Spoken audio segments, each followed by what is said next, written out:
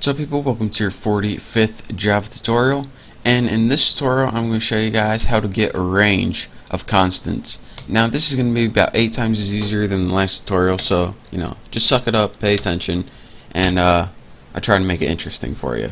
So since we need a range of constants and we only have 3 right here, it's not going to be very exciting, first of all. And what kind of range can we get with 3? So let's add a couple more of my ex-girlfriends to the list. I had one girlfriend named Nicole, and let's find a description word for her. She was Italian, and I dated her when I was, I don't know, probably like 13. So I'm gonna put 13, and don't want that semicolon. And my next girlfriend after this, I would have to say, is Candy. This is when I moved to my new school. She was my first girlfriend. And let's say she was, let's put this nice, she was different. And, let's see, how I was in 8th grade, so what's that, 14? Maybe I'm wrong, but, we don't have time to think. We just have time to do. And let's see, after Candy, I got one in 9th grade, but, what's the fun in that? There's this girl named Erin I had a huge crush on. But, I never went out with her, but you know what, I'm going to add her to my list because I wish I went out with her. So I'm going to put I wish, because she's like the one that got away, and I had to be like 16 by the time. I had a crush on her for a long time.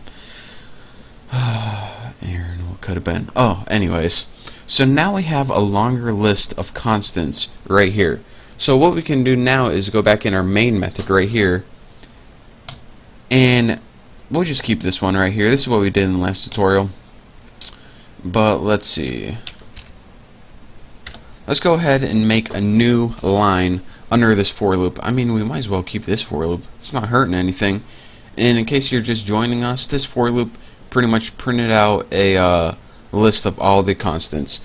So let's go ahead and just print out a line so we can separate this for loop from our other for loop. So system out, did I spell system right?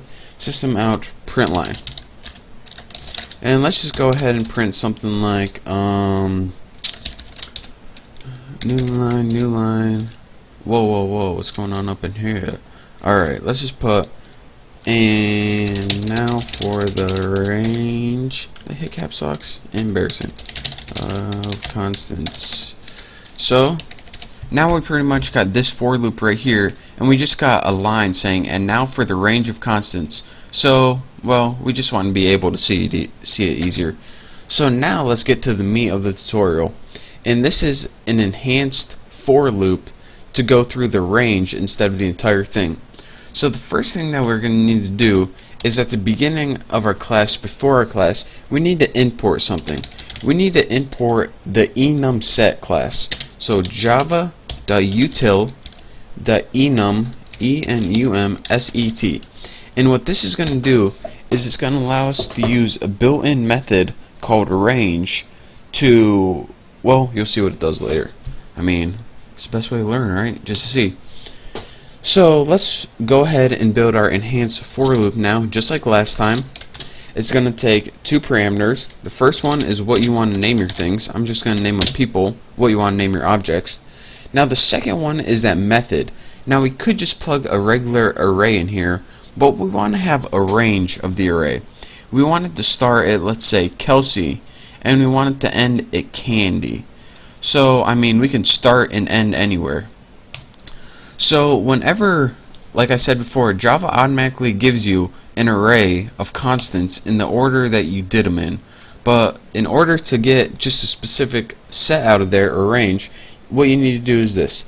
EnumSet period range, and the range is the method, and it takes 2 parameters.